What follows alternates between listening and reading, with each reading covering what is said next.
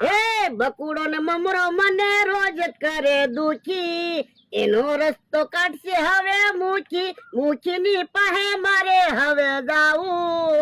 મૂકી પાસે બેહવા જાવું, પણ કેમ જાવું? હવે તો ઘટપણમાં હલાતુંય નથી. હવે તો હું હાવ મૂંઝાણો. હે કેમ હું છું? કેમ મૂંઝાણા? એ મુખી પાસે બેહવા જાવું છે. તો પણ મુખી પાસે બેહવા જાવ, વાડીની હું કામ બળતરા કરો? વાડિયા હું બધું કામ કરી નાખીશ. એ કામની મને કાંઈ બળતરા ના, હલાતું નથી એની બળતરા છે. તો પણ તમારા બદલામાં હું મુખી પાસે બેહવા જાવ. ઓય બાપા, તારે કાંઈ મુખી પાસે બેહવા જાવું ના, મારે મુખીનું કામ છે.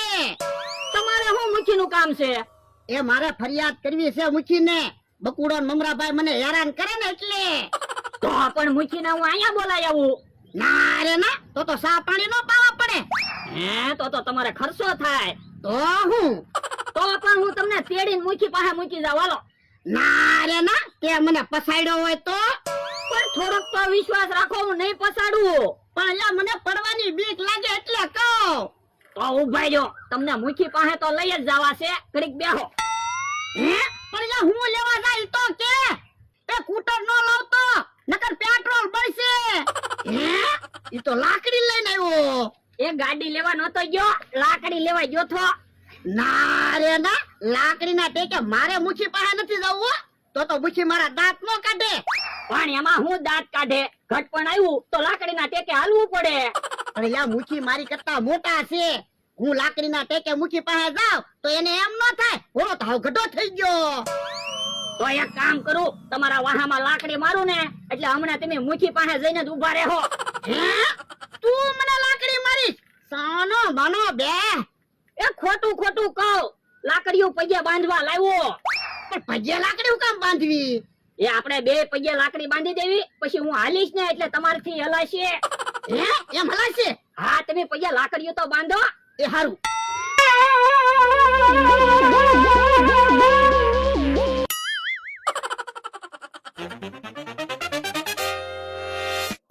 હાલો હવે. હે કે કાકા, ડોહોનેનો માણસ કેમ પગે લાકડીઓ બાંધીને હાલે છે? હવે એવડા હરખ ફદુડા છે, રોજ નાચ નવા નાટક કરે. હાલો તો હું વાત છે જાણવી તો ખરા. હાલો.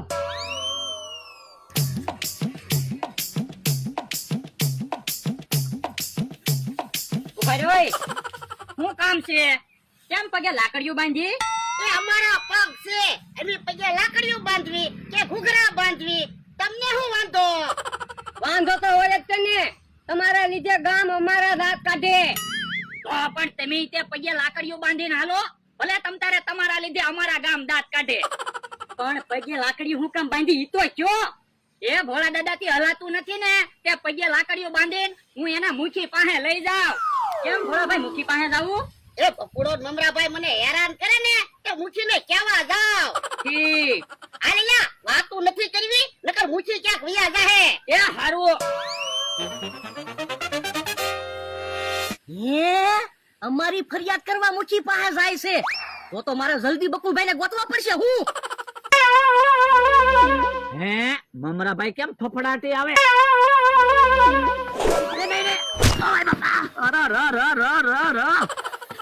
તમે જોવો તો ખરા, મને ટાળી દેહો. ઘઉંની બાતચીતથી તમે નહીં કરી જાવ, હમણાં મુખી આપણને ટાળી દે. કેમ? ભોળા દાદાની આપણી ફરિયાદ કરવા મુખી પાસે જાય છે. કોને કીધું?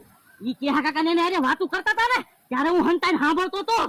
પણ તો ચિંતા હું કરો એમાં? ભોળા દાદા ક્યાં હાલી એકે છે, મુખી પાસે ફરિયાદ કરવા જશે.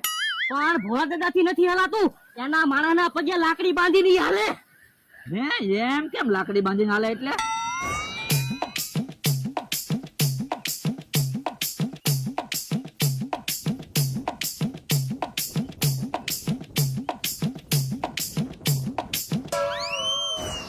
મુખી પાસે નો પગવા જોયો હો, નકર આપણે હેરાન થઈ જાવું.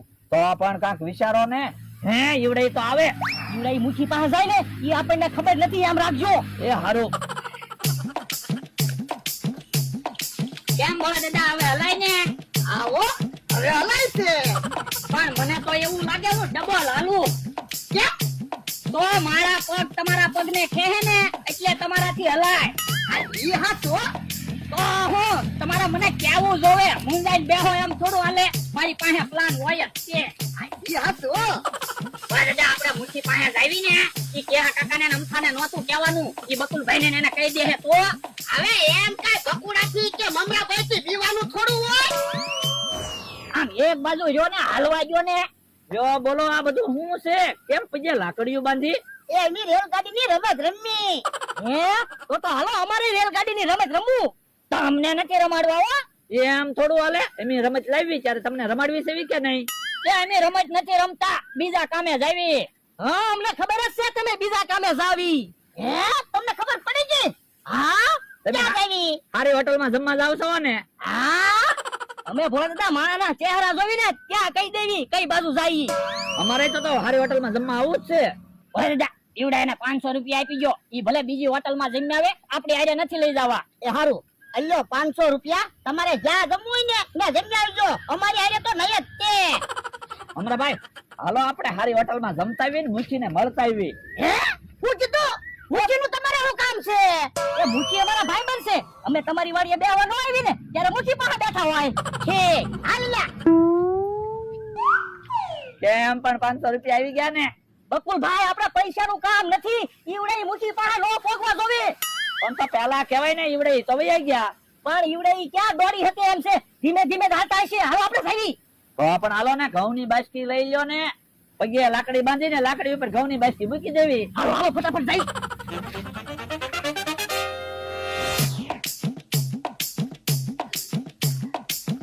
વૈદા હું કહું હવે વાડીએ પાછા વયા જાવી મુઠી પાસે કાંઈ જાવું ના કેમ તો મુઠી તો મમરાભાઈ ને બકુલભાઈ ના ભાઈ બનશે મુઠી તો લ્યા બધાના ભાઈબંધ હોય આપણી ફરિયાદ તો એને સાંભળવી જ પડે યો હારું ઉભા રહો ભલો દાદા શું છે એ તમે વેલા કાકાની વાડી બાજુ જાવ છો તો ઘઉંની બાસ્કી લેતા જાવ ને પણ ઘઉંની બાસ્કી અમારે કેમ લેવી અમે માંડ હાલી વેચવી એક કામ કરવી મમરાભાઈ આપણે વેલા કાકાની વાડીએ ઘઉં મુકતા આવી અને મૂકીને મળતા આવી આ ઈ હાસુ હાલો ઉભા રહ્યો હવે દાદા આપણે વેલા કાકાની વાડીની બાજુમાં થઈને તો હાલવાનું છે તો ઘઉંની બાસ્કી લઈ લ્યો ને આપણે અહીંયા મુકતા જાવું પણ ઘઉંની બાસ્કી મારે કેમ લેવી હું માંડ હાલી શકું તું ઘઉંની બાસ્કી લઈ લે પણ હું ઘઉંની બાસ્કી લઉં કે તમે ઘઉંની બાસ્કી લ્યો વજન તો બધો મારે જ ખેંચવાનો છે એ હાસુ લ્યો ઘઉંની બાસ્કી લઈ લ્યો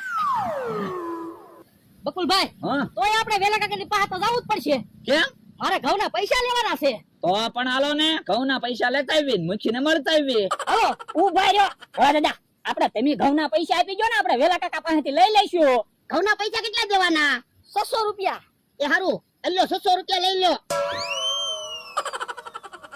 1500 રૂપિયા હું કામ લ્યો મેં તમને 1500 રૂપિયા કીધા હતા હવે 1500 ક્યાં કીધા 600 રૂપિયા સીધા એક કામ કરો ને આપણે તે વેલા કાકાની વાડીએથી પૈસા લેતા આવી હાલો ને મૂકીને મળતા વાય છે હારું 1500 લઈ લ્યો અલ્યો બીજા પૈસા હાલ્યા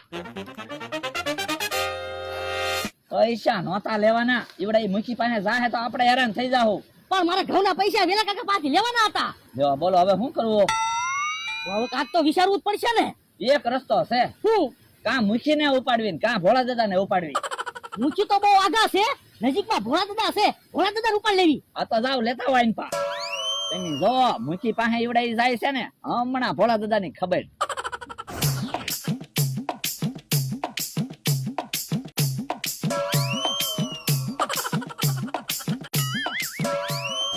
હે મમરાભાઈ ભોળા દાદાને તો લાવે પણ ઘઉં પાછા લાવ્યા મને એવું કામ લેવા તમે મૂકીને અમારી ફરિયાદ કરવા જતા હતા કા હા મૂકીને અમારી ફરિયાદ કરો એટલે મૂકી અમને ઢીબે કા હા તો મૂકી અમને ધીબે ઈ પેલા અમે તમને ધીબે ને પણ મને હું કામ ધીબો હું તો તમારા ઘઉં લઈને જતો તો હવે ખોટું હું બોલો મૂકીને ફરિયાદ કરવા તો જતા હતા આ તો પૂછી દો મારા માણાને હું કહું ભોળા દાદા હે બે પગે લાકડી બાંધેલી હતી તોય ભોળા દાદા ક્યાં આવી ગયા હા શું કહું મને જવા દો નકર તમને મોંઘું પડશે હવે તો મોંઘું પડે કે સસ્તું પડે મૂકી પાસે જવા દેવાના થતા નથી મુખી પાસે તો હું જવાનો છું એમ ક્યાંથી તમે મુખી પાસે જાવ બકુલભાઈ હાથ પકડો તો પોંખી નાખો મમરાભાઈ